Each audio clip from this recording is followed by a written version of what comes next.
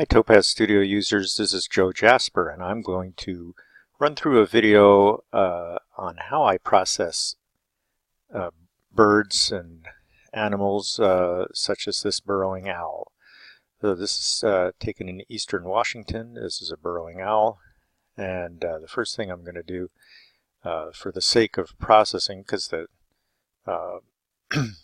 image itself is fairly nicely composed full frame, but to speed things along in the processing of a demo, I'm going to crop this to a little less than half size perhaps.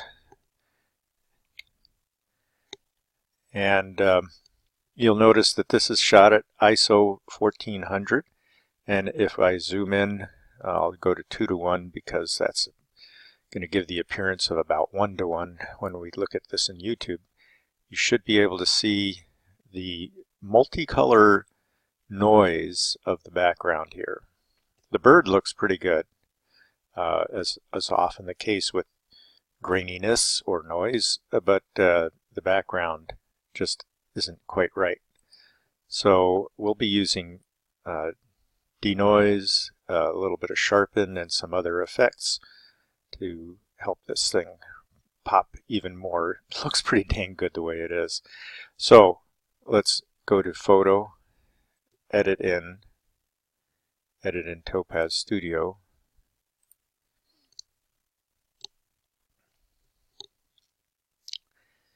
And here we are in Studio. So I'll just enlarge that. And my first step before I do much else is going to use the plugin DeNoiseAI. What I'm looking to do is use a minimal amount of denoise, just enough to get the noise tamed without softening the image too much.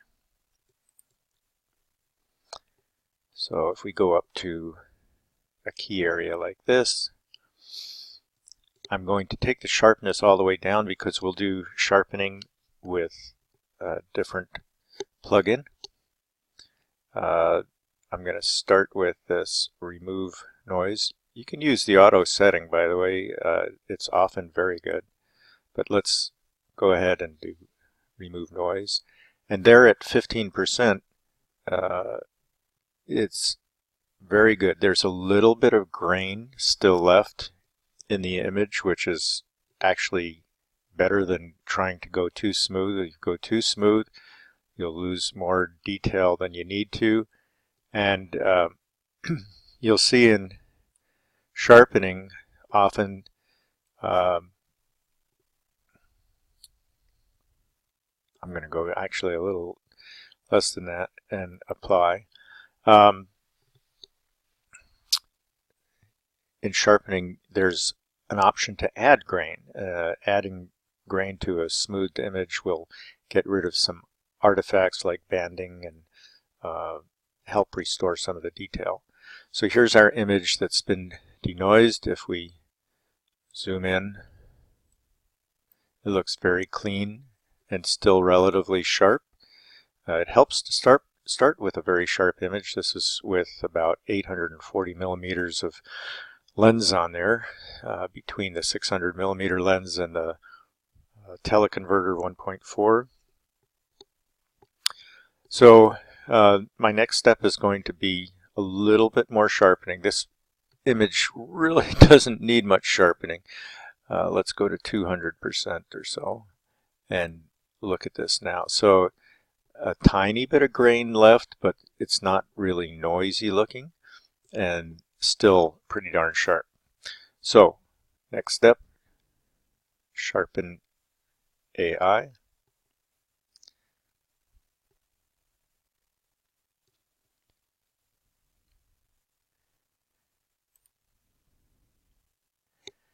And we've already suppressed noise, so I take that out. I usually do add a little bit of grain back in, not much. And in this case, I've found often with these owls that stabilizing is often the right thing because the wind may be blowing the feathers a little bit, or I might be shaking the camera a little bit more than I thought. So we're going to update the preview. I usually keep my auto update preview turned to no. That way I can adjust several of the sliders before clicking update preview to see what my result is. If you're doing a bunch of images, you don't have to update your preview at all. You can just go to apply. That's my understanding. So there's with just a tiny bit of sharpening. If we zoom in to 200%,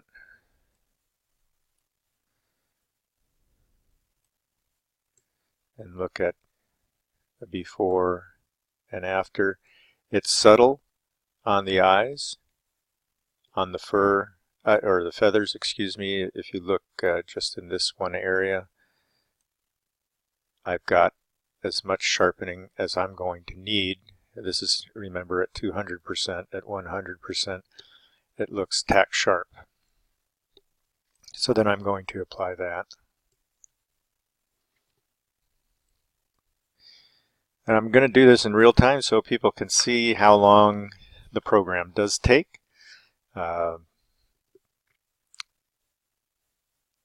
Don't over sharpen your images. I would look at it mostly at 100% on your computer, but sometimes I go to 200%.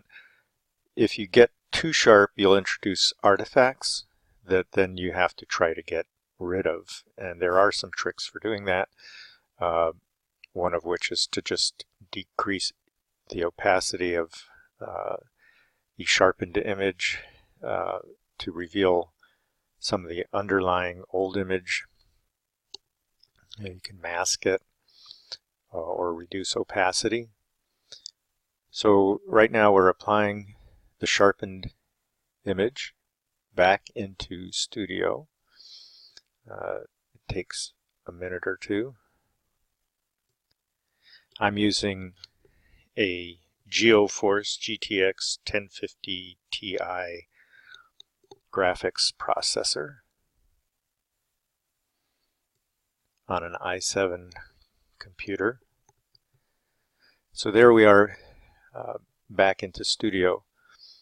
If there are areas you didn't want to sharpen, you can always do this where you go to the previous image, the one that we denoised, put the sharpened image over it, then create a mask and mask out the areas to whatever extent you need to. You don't have to use black or white. You can use gray and get a different amount of sharpening in other areas. So for example, you don't necessarily want these grasses sharpened any. It's not a problem in this image, but if it were, I could take my brush and soften that or go even further, you know. So that's just an example of what you can do to modify.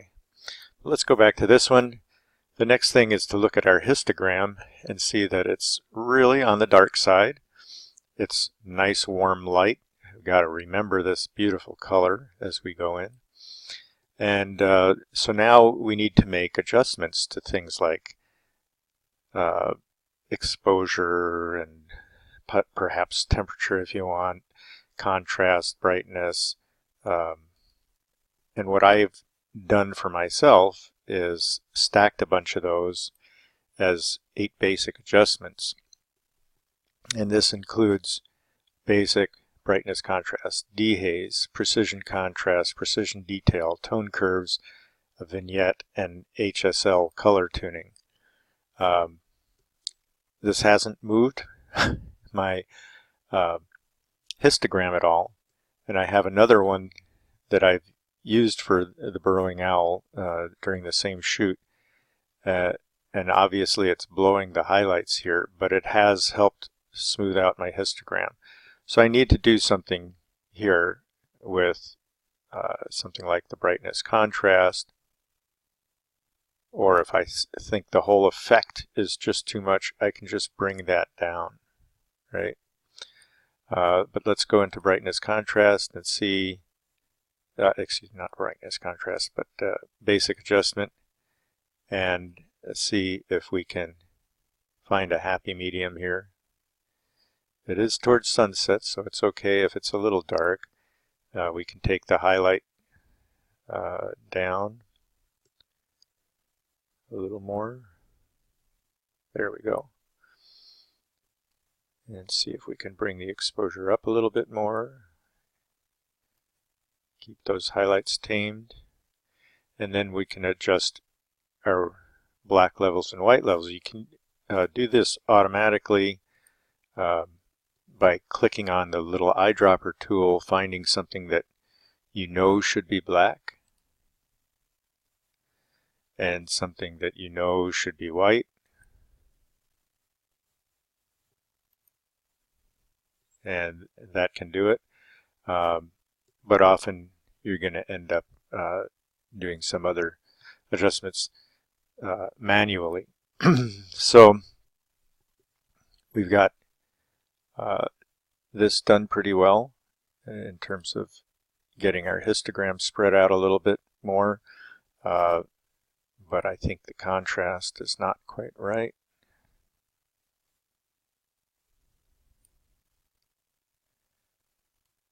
Take this whole effect down a little bit, like so.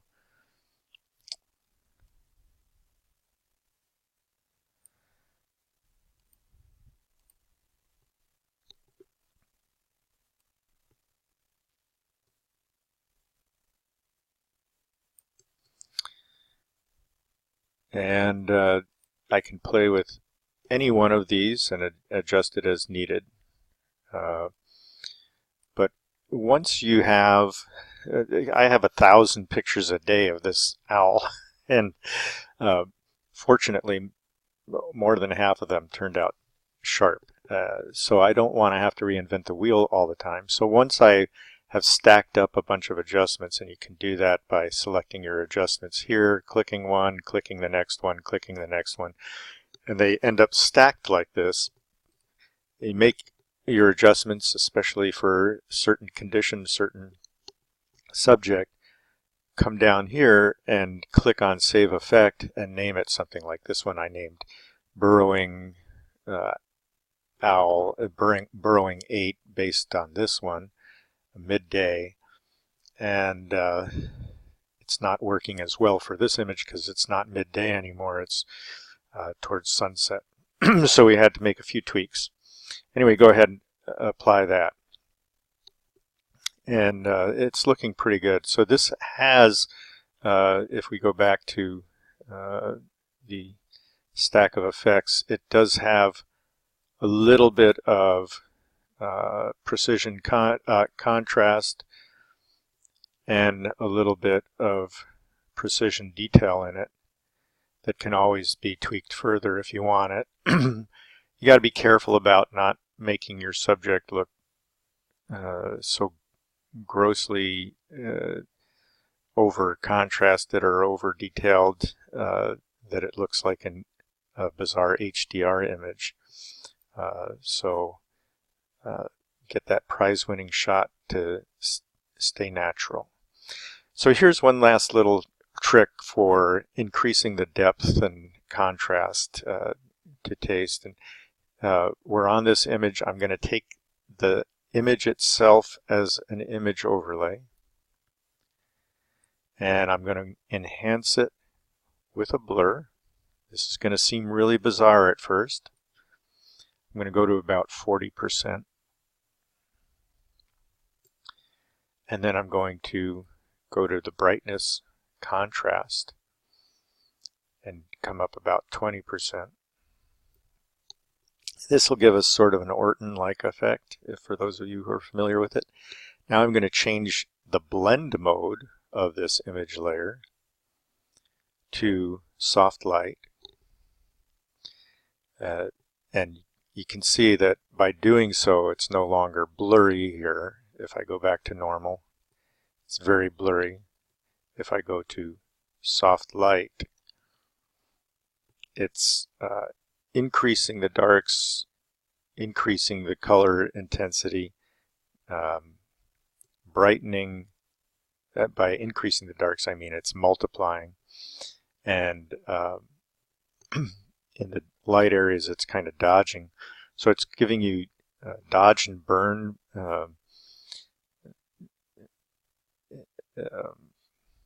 as well as some color intensity by using soft light. And then I can decrease this down to 0 and then start bringing it back up to where it looks better. And to me, it just seems to add a little bit of depth to the image and bring us back to that intensity that we saw in the original without shifting this too far to the left again. And so that would be a final image. And then just add a signature if you so desire by using an image overlay.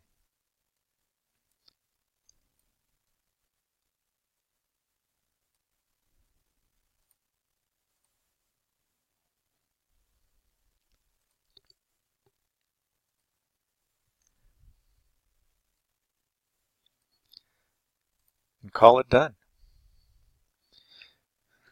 If you have any questions, please post them here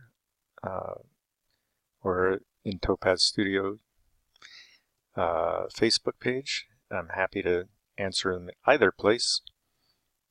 And if you have a technical question that you'd like me to do a video on, let me know as well. Thank you for watching. And by the way, when I'm not having to record a video and explain it, this process takes me about 8 minutes per frame.